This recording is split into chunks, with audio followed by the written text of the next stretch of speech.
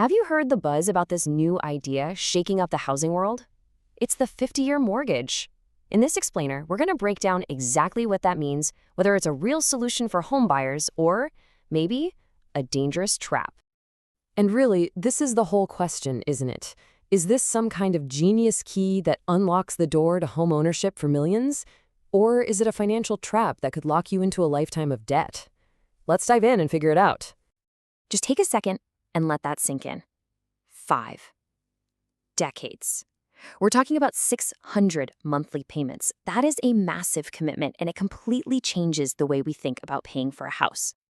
So what is it, technically? Well, at its core, the 50-year mortgage just stretches out the repayment period way, way longer than what we're used to. And yeah, that means your monthly payment is lower, which sounds great on the surface.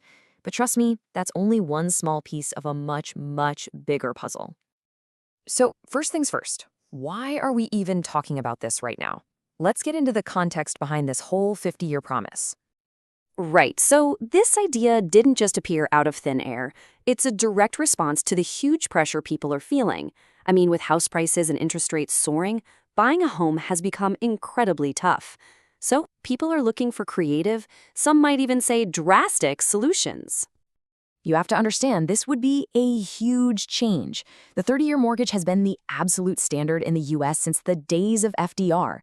This new idea, which has been floated by Donald Trump, would turn that whole system on its head, and it would need some major rule changes to even become a reality.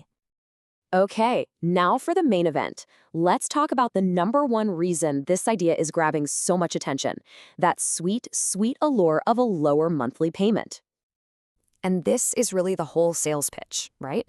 For anyone trying to buy a house who feels like they're stretched to their financial limit, seeing a lower monthly bill could be the thing that gets them approved for a loan. It's all about lowering that first, most painful barrier to owning a home. You know, one of our sources had a perfect analogy for this. They said it's like buying a cheap seat for a really long concert tour. Sure, it gets you in the door, which feels great at first, but you've just committed to a very, very long show. You're going to be there for decades.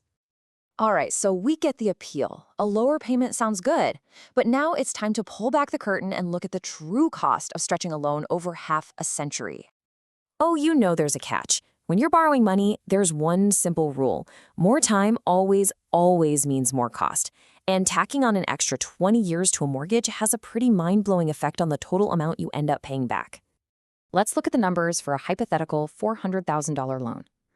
Okay, the monthly payment drops by about $340. That's the good part.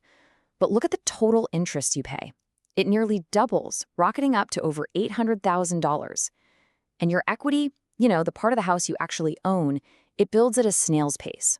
After a full decade, you'd own less than half of what you would with a traditional loan. And if you're a visual person, wow, this chart just says it all. Look at that difference. The trade-off couldn't be clearer.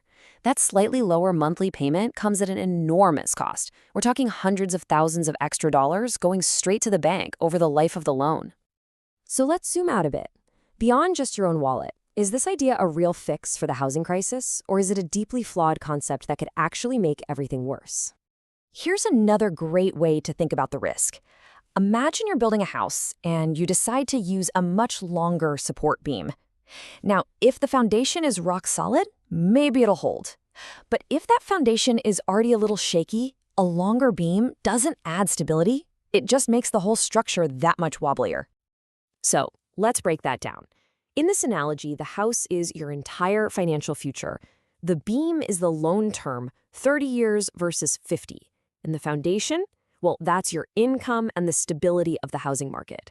A 50-year beam doesn't fix a weak foundation, it just adds a whole lot more stress for a much longer time. And this brings us to the biggest criticism from the experts. They call this an affordability by credit trick. It creates the illusion that houses are more affordable, but it does absolutely nothing to fix the real problem, which is that there just aren't enough homes for sale. It's like taking a painkiller for a broken leg. It masks the symptom, but it doesn't heal the injury. Okay, let's bring this all back home. What does this mean for you, a potential homebuyer? How should you actually think about a choice like this? Look, whenever you're thinking about a mortgage, you have to look past that shiny monthly payment. You've got to calculate the total cost and interest. You need to understand how slowly or quickly you're building actual ownership. You have to be honest with yourself about whether you'll move in the future, and you absolutely have to think about what it means to still be making house payments when you're supposed to be retired.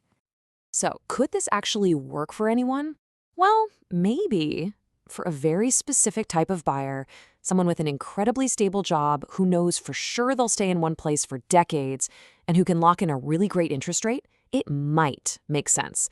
But for almost everyone else, the risks and the sheer cost are probably just too high. And that's really what it all boils down to. The 50-year mortgage puts a very stark choice in front of you. Is that immediate relief on your monthly budget worth paying nearly double in interest and being in debt to the bank for pretty much your entire working life? It's a huge question to think about. Thanks for joining us.